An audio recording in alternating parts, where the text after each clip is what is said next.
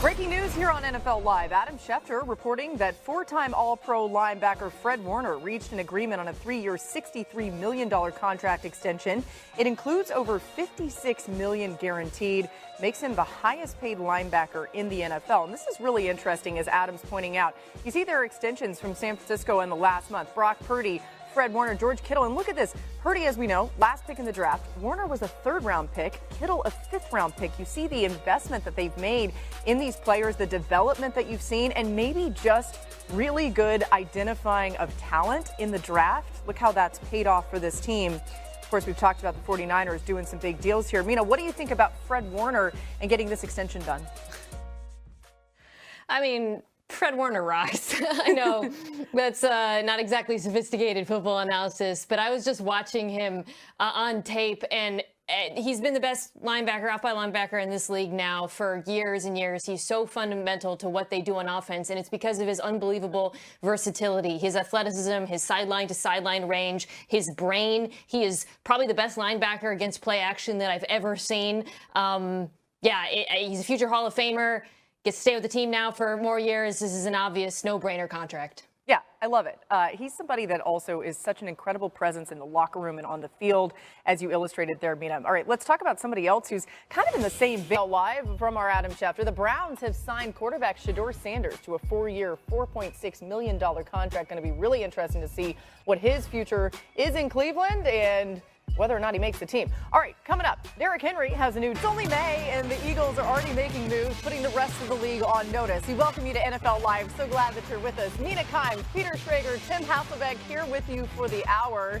Guys, there's a lot to get to. Let's start with some news out of Philly. Nick Sirianni, who you saw a lot off the top of the show there, agreeing to a multi-year contract extension with the Eagles. After leading the team to a Super Bowl, Sirianni's proven he's the right man for the job. The Eagles rewarding him with a long-term deal. Certainly, if you know the story, the journey of Sirianni, it's pretty remarkable. He has been very successful with the Eagles. He's 54-23, including the playoffs, and that's the fifth best record by a coach in NFL history, trailing only Guy Chamberlain, Vince Lombardi, John Madden, and Ray Flaherty. All four of those guys in the Hall of Fame, just saying, very good company to be in. Tim, how do you think Sirianni has gotten to this point in his career? Well, I think first and foremost by being himself, because I think a lot of people would look at the way he does things and maybe say, look, that's not, what a head coach should do, or not what a head coach should do in Philadelphia. But he's been himself, and then he's putting good people around him. Obviously, Howie Roseman has done an excellent job with the personnel in Philadelphia. There's been coordinator change. He's done an excellent job of, with some hiccups, managing through that. And so I think when you do that, you give yourself a chance to be successful as a head coach. He's done that. And you think about what he's accomplished. Just to be very fair to Nick Sirianni, Andy Reid was an amazing coach in Philadelphia. Was never able to win a Super Bowl. Nick Sirianni has been able to do that. And so I think when you put it kind of through that lens, the reward of this contract, and also the expectation that he's got an opportunity to continue there in Philadelphia, where it is not easy to please people, he's done an excellent job. Yeah, and my take on it is, why shouldn't he get paid? Why shouldn't he get an extension? Everyone else did, and everyone else who has won in the NFL does get that reward. Now, truth of the matter is, Nick Sirianni wouldn't work with every locker room, and Nick Sirianni might not work with every team, but he's Philadelphia's guy, and in that building, they respond to him. The local media had their way with him for the first couple weeks of last season. There was talk after a win in Cleveland in the local Philadelphia airwaves that Sirianni should be removed, should be fired. They respond with that incredible rip on their schedule of just winning all those games in the regular season and then just trashing everyone in the playoffs. Bottom line is this: Sirianni coaches the Philadelphia Eagles as well as anyone could possibly coach the Philadelphia Eagles. If you were to drop him in the LA Rams locker room, would it be the same? I don't know. Kansas City? I don't know. Minnesota? Who knows? It doesn't matter. They found their guy. He works with them. Why should anyone else have a problem with him getting paid and extended? I'm happy for him. I think can also point to specific things that he does with this roster that he deserves credit for. I think sometimes we look at the Philadelphia Eagles and we say, well, this is Howie Roseman's success story. He built an all-star team, essentially, and that's true. But those players come with their own set of challenges. There's been conflicts on the sidelines. We've seen them happen. He is a player's coach, and those players in particular respond to him. He's also managed through adversity. Tim alluded to this. The Philadelphia Eagles, this time last year, we were all everybody was talking about whether or not Nick Sirianni would keep his job. The fact that he rode through that, oversaw the changes at coordinator, came out on the other side and won a Super Bowl, is absolutely a testament to what he's done there. And then finally, I'll say one more thing, just in terms of his contributions, the aggression he's shown as a game manager. Yes, it is easier to go for it on fourth down aggressively when you have the tush push, which is going to be a hot topic this week. And maybe he's going to have to see what life is like without it.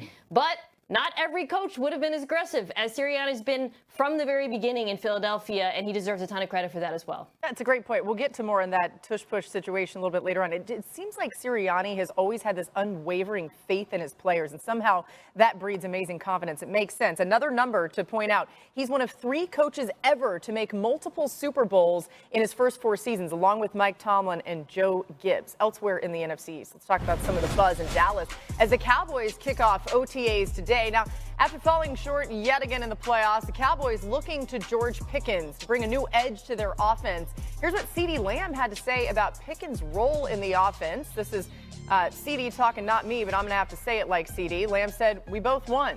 It ain't no A, B, none of that. It's one. You look over there, you see one. You look over here, you see another one." So what you got to do with that? Basically, he's saying they're both really good. All right, aside from acquiring Pickens, the Cowboys also brought in Dante Fowler Jr., Solomon Thomas, Javonte Williams, and Miles Sanders as free agents. Then they had a great draft. They got Tyler Booker, who's expected to start at right guard. That's key. Pass rush specialist Donovan Ezaraku, corner Siobhan Ravel Jr., and running back Jayden Blue out of Texas. It's a who's who when it comes to the draft and some of these great additions that they've made in the offseason. So that's big. But when we talk about all these things, I think the main one, right, is George Pickens. So, Peter, what do you make of those comments from CeeDee Lamb about both of them kind of being ones? I loved it. And I'll say this. I've spoken to Cowboy sources over the last 2 weeks since that trade has been made. It makes a lot of sense when you talk to them bringing in Pickens. He's 24 years old. He hasn't even scratched the surface of what he can be. He's going into the final year of a contract, so he's going to be motivated financially. And there's this albatross around his name that he's this like cancer in the locker room where they don't see it that way. And they've spoken to people in Pittsburgh. Now, with their immaturity, of course, we've documented it well. Late to practice, late to game, all that stuff. But with a motivation of, hey, you're going to come to the Dallas Cowboys and you're going to make career life-changing money if you have one good season, that this makes sense. And from them, they went through the draft inside and out. And there was probably one player that they viewed in the same breath as George Pickens at that position. And Teteroa McMillan went to the Panthers 8th overall. So they pivoted, took an offensive lineman. But this was better than any draft pick that was possible at the wide receiver spot. As for CeeDee Lamb, I love this. This is CeeDee Lamb saying, I have no problem sharing the spotlight. I have no problem seeding some of my targets. CeeDee Lamb had 73 more targets than the next leading wide receiver in Dallas last year. He's probably looking at this as relief. And you know wide receivers, they could be prickly, they could want their balls. In this case, CeeDee Lamb showing a lot of leadership saying, no. It's the two of us. It's not just me and then him. I love this on all fronts, and I'm a Cowboys fan, whether it was said in May, June, July at a Kyler Murray softball tournament or what. I like having this out there and CD saying, you know what? We're going to do this together. Yeah, CeeDee Lamb also was dealing with injury last year. He was banged up. He kept feeling like he had to go out there because there was literally no one else. Mina, how much of a matchup nightmare do you think this wide receiver duo can be with George Pickens and CeeDee Lamb for opposing defenses? It completely changes the way defenses play the Dallas Cowboys, which, to Peter's point, certainly helps CeeDee Lamb. But to put what he said about them being both number ones in perspective, last year, when defenses played single high coverage, CeeDee Lamb, who was, for most of the season not playing with Dak Prescott, finished 4th in receiving yards per game. George Pickens was 8th league-wide. So they have 2 top 10 receivers versus single high. Defensive coordinators aren't stupid. They are not going to face a lot of single high coverage this year, and you can see how that helps everyone. They face more 2 high shells. It opens things up underneath because you get lighter boxes for the run. You get to call a more balanced offense. You just see a trickle-down effect not only for Lamb, but for the other receivers, the tight ends, and the run game as well. So I think the net effect for everybody is going to be positive. Yeah, listen, I think that we probably all agree, like his talent is undeniable, and his ability to win one-on-one matchups, contested catch guy, ability for big plays down the field. It's really incredible. George Pickens, I think in many regards, kind of put himself, in the upper echelon of receivers in terms of his ability to do those things. To me, this all comes down to not CeeDee Lamb's unselfishness, because I would agree with you both on, CeeDee's posture with this all. It's really about George Pickens. How is he going to be? Is he going to be a guy that he's okay when the ball isn't coming his way? Is he going to be, the type of teammate and even leader that